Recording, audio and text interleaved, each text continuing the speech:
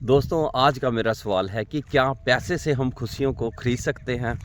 अगर हम अपना एक्सपीरियंस देखें, जब हम बच्चे थे हमने खिलौने लिए तो उससे हमें बहुत ज़्यादा खुशी मिली जो कि पैसों से आए। जब हम बड़े हुए तो हमने मोटरसाइकिल या एक्टिवा ली, तब हमें बहुत खुशी मिली। जब हमने पहली किक मारी तो बहुत खुशी हुई, और जो कि पैसे खर्च कर कर आई। जब हम दोस्तों के साथ पार्टी गए, कहीं घूमने के लिए गए, तो हमें बहुत खुशी मिली। तो वो भी, उसमें भी पैसे खर्च हुए। तो यहाँ से पता चलता है कि पैसों से हम खुशियों को खरीद सकते हैं। लेकिन एक सर्वे हुआ है जिसमें ये पता चला है कि 1950 से लेके अब तक जो वर्ल्ड वाइड एवरेज इनकम है वो 440 गुना बढ़ गई है। जो आदमी पहले 1 रुपया कमा रहा था वो 440 रुपये कमा रहा है। लेकिन दूसरा सर्वे ये भी हुआ है कि 1950 की तुलना में अब खुशी के स्तर में बहुत ज़बरदस्त गिरावट आई है।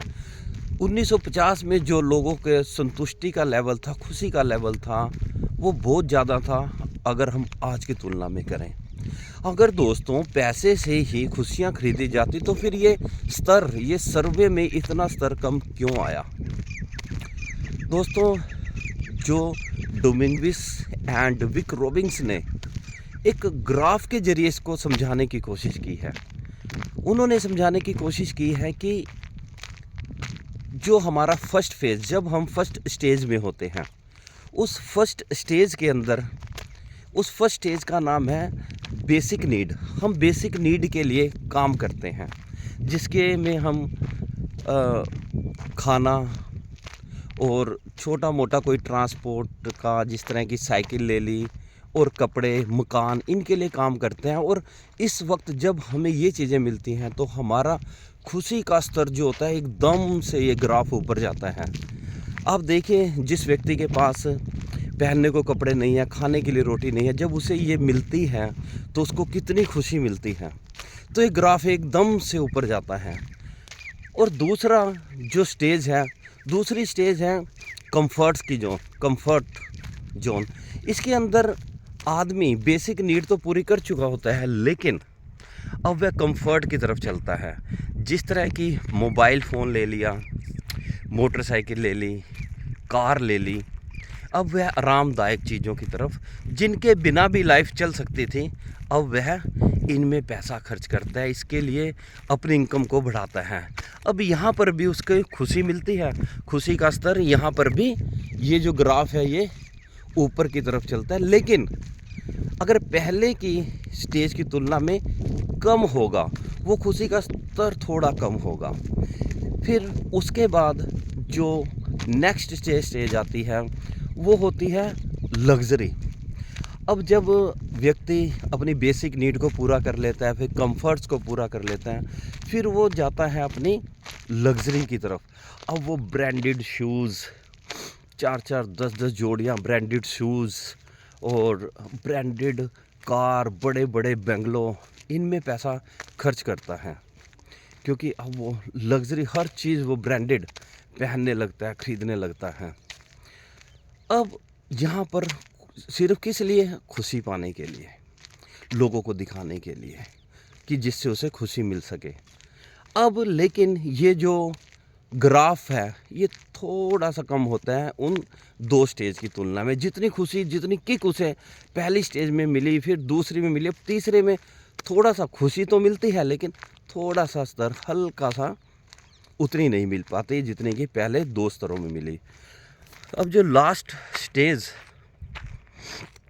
इन्होंने बताई है वो होती है ओवर कंजप्शन। जब हम खुशी को पाने के लिए किसी भी चीज़ का बहुत ही ज़्यादा यूज़ करने लगते हैं, हद से ज़्यादा ही यूज़ करने लगते हैं। अब इस स्टेज में हम कई कई महीने बाहर विदेशों में गुजारते हैं, ब्रांडेड विस्कियाँ पीते हैं, महंगी महंगी होटलों में रहते हैं।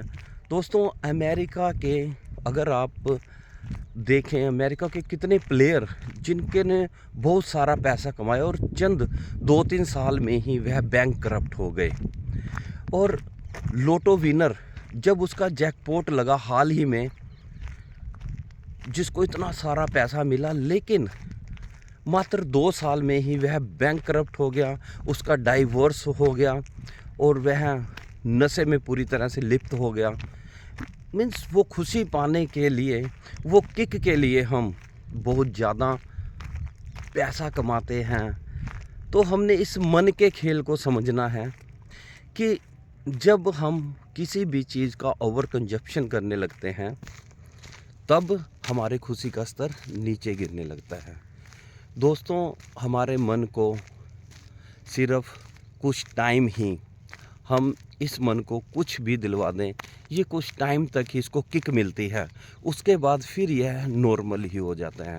और हम इस मन को खुश करने के लिए बहुत ज़्यादा से ज़्यादा मेहनत करने लगते हैं, क्योंकि जब हम लास्ट स्टेज में होते हैं हमारा खुशी का स्तर क्यों गिरने लगता है, उसकी वजह ये है कि अब वो खुशी पाने के लिए, किक पाने के लिए बहुत सारे पैसों की ज़रूरत पड़ती है, बहुत सारा हमें काम करना पड़ता है, लेकिन हमें वो किक, वो खुशी का स्तर नहीं मिल पाता जो हमें पहले मिला था। जितनी खुशी हमें पहले मिली थी, अब हमें बहुत ज़्यादा हार्ड वर्क करना पड़ता है और खुशी का स्तर लगातार गिरता रहता है। सो दोस्तों, आपने देखना है कि आप किस फेज़ में हो, किस स्तर पर हो।